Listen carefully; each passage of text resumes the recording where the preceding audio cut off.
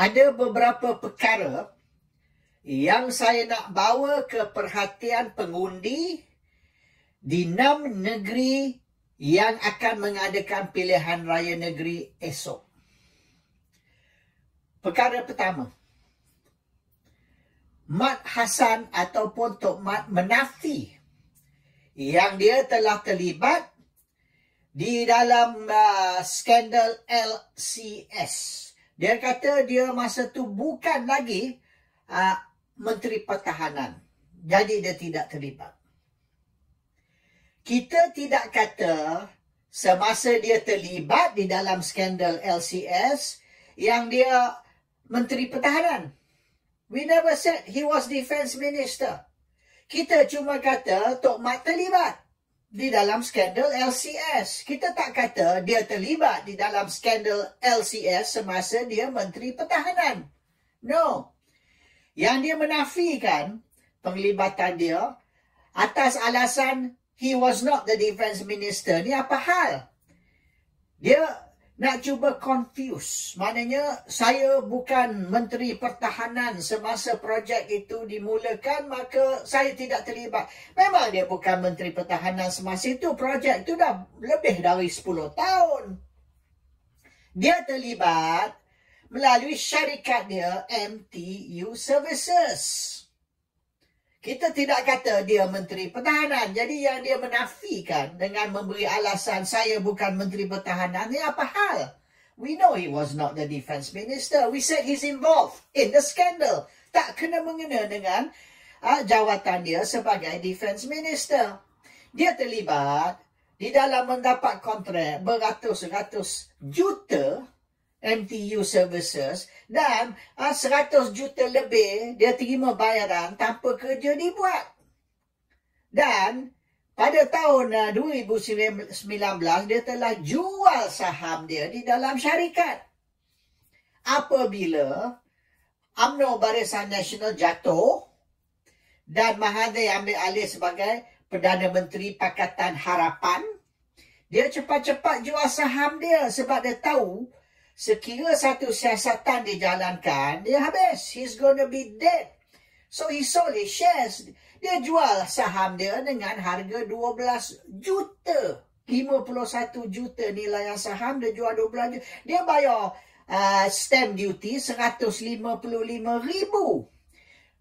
Dokumen tu kita sudah publish dalam Malaysia Today. You can go to Malaysia Today and see the transfer document. Surat dari lembaga hasil dalam negeri. It's all there. The documents are there. Cuma IC number dia kita padam. Nama dia ada. So Tok Mat ni bohong. Tok Mat is lying. Alasan dia, I was not Defence Minister. So what? We know you were not Defence Minister. Tapi tidak bermakna you tidak terlibat. You terlibat. Terlibat dengan salah guna kuasa, mendapat kontrak tanpa board approval, ya, without board approval. Maknanya lembaga pengarah pun tak tahu yang MTU Services tu dapat kontrak dan bayaran diterima tanpa buat kerja. I mean, that one is clear. Dokumen ada, report ada. Ini sudah boleh katakan close case. So Tok Mat is guilty and Tok Mat bohong. Dia kata kita character assassination. No. Ini amar ma'ruf nahi mungkar. Kita mendedahkan kemungkaran, kita dedahkan rasuah, kita dedahkan salah guna kuasa. Dia punya defense, I was not the Defence Minister. Ya, so what? So, itu satu kes. Satu lagi kes. Saifuddin Nasution hari ini mengaku matlamat mereka mengambil alih Kedah ialah supaya mereka boleh exploit REE bernilaian 100 bilion. 100 billion REE. So, sehari selepas Anwar Ibrahim dilantik sebagai Perdana Menteri Malaysia tahun lepas, sehari selepas tu mereka buka pejabat. Pejabat tu dibuka oleh kawan baik Anwar, milioner dari Indonesia, jutawan dari Indonesia. Dia buka syarikat dan Anwar bawa milioner tersebut dari Indonesia menghadap Sultan Kedah. Memang dia orang ada plan. The day Anwar became Prime Minister, dia orang ada plan nak rompak Kedah. 100 bilion REE itu. Pergi menghadap Sultan Kedah, buka pejabat sehari selepas tu. Dan hari ini, Saifuddin Nasution mengaku. He admit. Matlamat dia, sekira mereka menang pilihan raya negeri Kedah besok, tomorrow, mereka akan exploit REE. REE itu 100 billion. Dan 100 billion tu, mereka akan, buka syarikat dan beri kepada yang Puak Indonesia tadi ni, joint venture, banyak mana commission boleh dapat PKR ataupun Pakatan Harapan. They are expected to earn dari segi dia punya profit sharing lah, their share of profit. PKR atau Pakatan expected to earn 10 billion, 10 billion mereka akan dapat. Ini dia orang punya loan. So 10 billion tu cukup untuk nak finance PRU 16 4 tahun lagi ni. Dia ni dalam 2-3 billion. Kalau 2-3 billion untuk PRU 16, dalam katalah 4 tahun lagi, katalah 2026 atau 2027 lah kata tak. 2026, 2027, PRU 16, dia perlu dalam 2-3 billion. Dia boleh dapat 10 billion dari REE Kedah. Itu matlamat mereka. Sebab itulah mereka mati-mati pun mereka nak cuba kalahkan Perikatan Nasional di Kedah dan ambil alih kuasa sebagai kerajaan baru di Kedah. It's all about the 100 billion REE. Dan hari ini, hari ini Saifuddin Nasution mengaku itu matlamat mereka. Okey, isu Selangor. Menteri Besar Selangor, Amiruddin Syari, dia menafi yang mereka ni salah guna kuasa dan buat deal dengan Berjaya Land. Berjaya Land tu diberi melalui negotiation, diberi kontrak untuk Selangor Maritime Gateway. Selangor Maritime Gateway tu mereka kata 600 acre. Yang sebenar bukan 600 acre tahu. 8,800 acre. And the value of that project 10 billion. Ini main billion dah sekarang. Kedah 100 billion. And then yang LCS Tok Mat tadi tu 12 billion. Mula-mula 6 billion. Naik 9, naik 12. All main billion-billion dah sekarang. SMG. Selangor Maritime Gateway. 10 billion. Dan diberi ke Berjaya Land. Tapi yang aneh ni, which is very interesting. Dia orang declare 600 acre. Tapi sebenar 8,800 acre. Bukan 600 acre. Ini Amiruddin Syari tipu, bohong. 8,800, bukan 600. Dan mereka nak pindah milik tanah tu kepada syarikat Landasan Lumayan Sendirian Berhad, LLSB.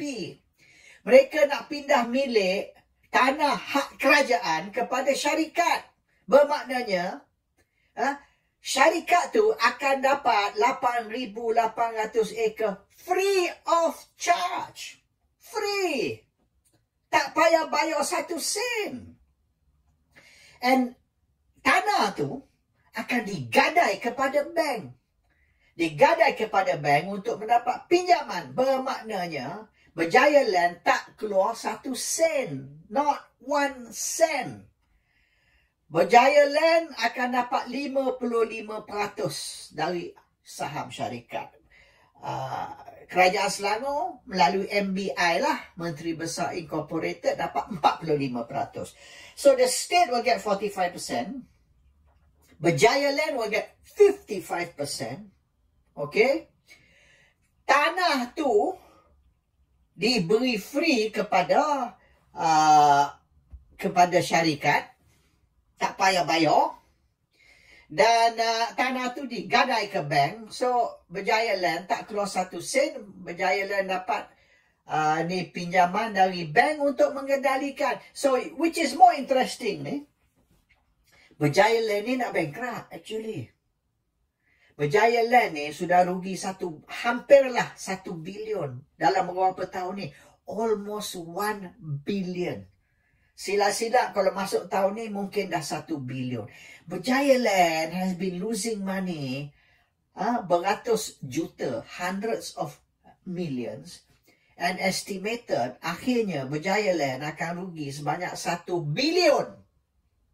So Berjaya Land technically bankrupt sebab kalau you rugi sampai beratus-ratus juta ataupun katalah 1 bilion you rugi, tapi saham you tak sampai banyak tu.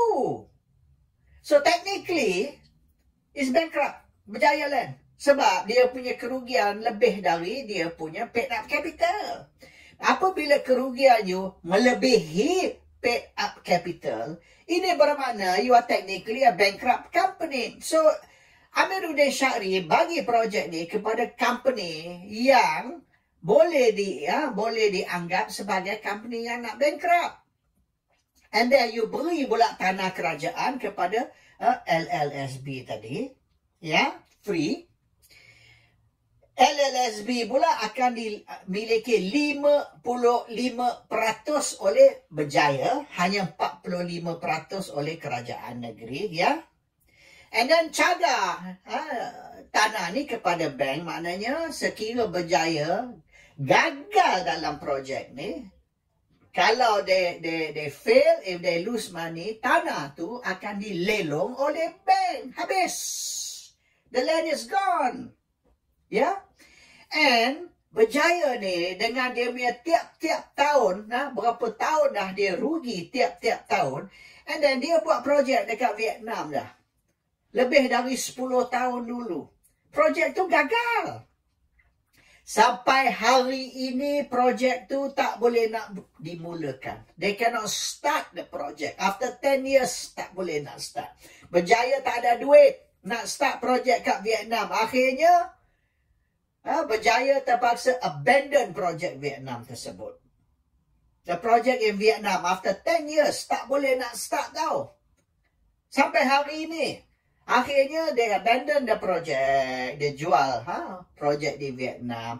Dia orang tak mampu nak buat projek kat Vietnam tu, gagal 10 tahun. Tak bergerak, tak berjalan langsung. Akhirnya tutup. Yang Selangor Maritime Gateway ni, Berjaya tak akan mampu nak meneruskan projek tersebut.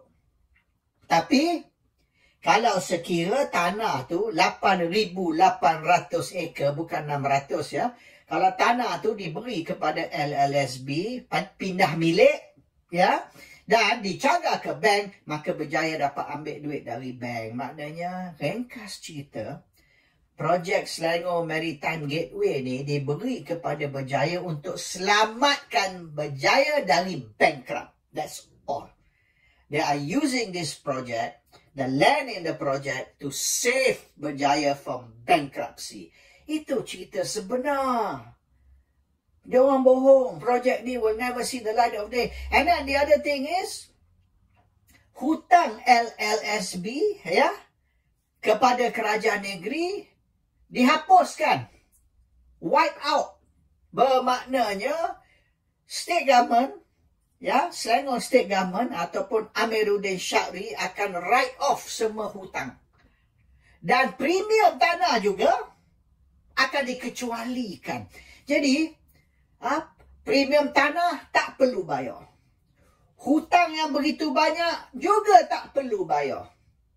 Hapuskan hutang, hapuskan premium, pindah milik tanah kepada company, company gadai tanah kepada bank, dapat duit dari bank, and then selamatkan Berjaya dari bankruptcy. That is the real story. Itu cerita benar. Amiruddin Syahri ni bohong.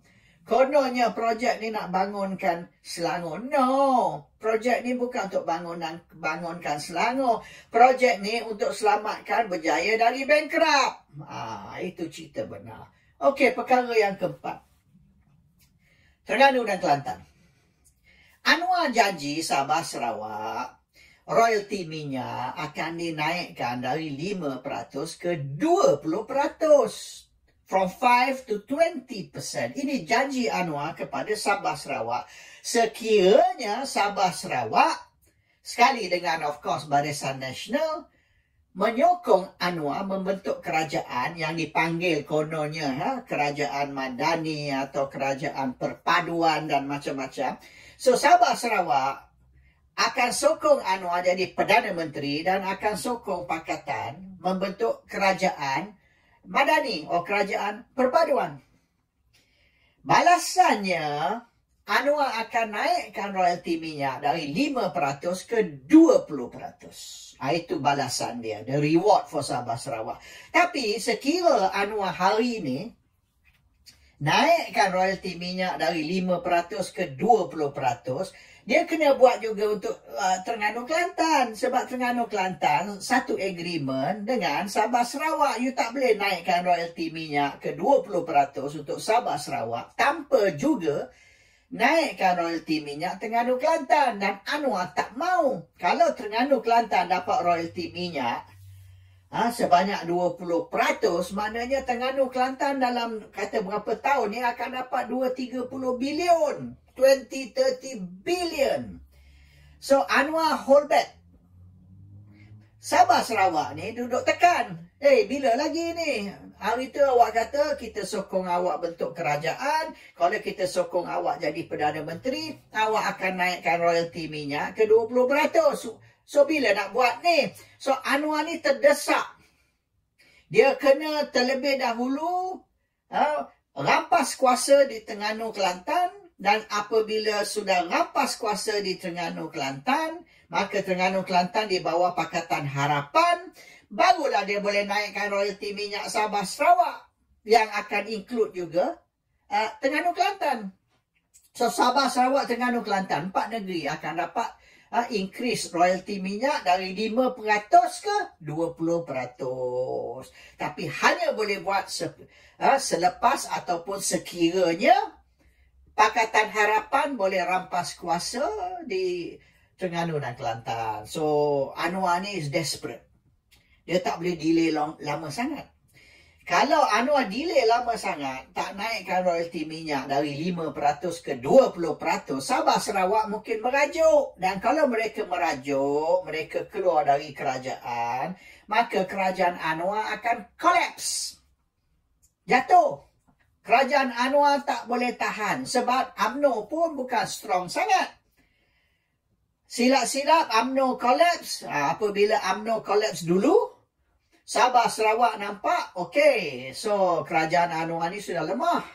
Sebab UMNO ni dah collapse. Maknanya Sabah Sarawak kata, okey, kita bagi awak kata 30 hari. Kalau awak tak naikkan royalti minyak dalam masa 30 hari, kita akan keluar dari kerajaan. That's the end of Anwar. That's the end of Pakatan Harapan. Mereka tak boleh tahan sekira Sabah Sarawak keluar. So now the problem is, dia terlebih dahulu kena rampas kuasa di Terengganu Kelantan, naikkan royalti minyak 20%, Sabah Sarawak kekal di dalam kerajaan, dan royalti minyak untuk Terengganu Kelantan oleh kerana terpaksa naik juga. Tapi oleh kerana Pakatan kontrol Terengganu Kelantan, they don't worry about duit tu akan jatuh ke tangan pembangkang. It's all about royalti minyak. Terengganu Kelantan estimate 230 bilion dalam this term. Dan sekira besoklah Pakatan Harapan gagal rampas kuasa di Terengganu Kelantan, Anwar is in deep shit. Apa Anwar nak buat? Dia nak naikkan royalti minyak, Terengganu Kelantan pun akan dapat. Dia tak mau naikkan royalti minyak kerana Terengganu Kelantan di bawah pembangkang. Sabah Sarawak mungkin merajuk dan akan pull out dari kerajaan. Dan sekira Sabah Sarawak pull out dari kerajaan, kerajaan Anwar ni tidak akan tahan sampai cukup tahun. Itu cerita dia lah.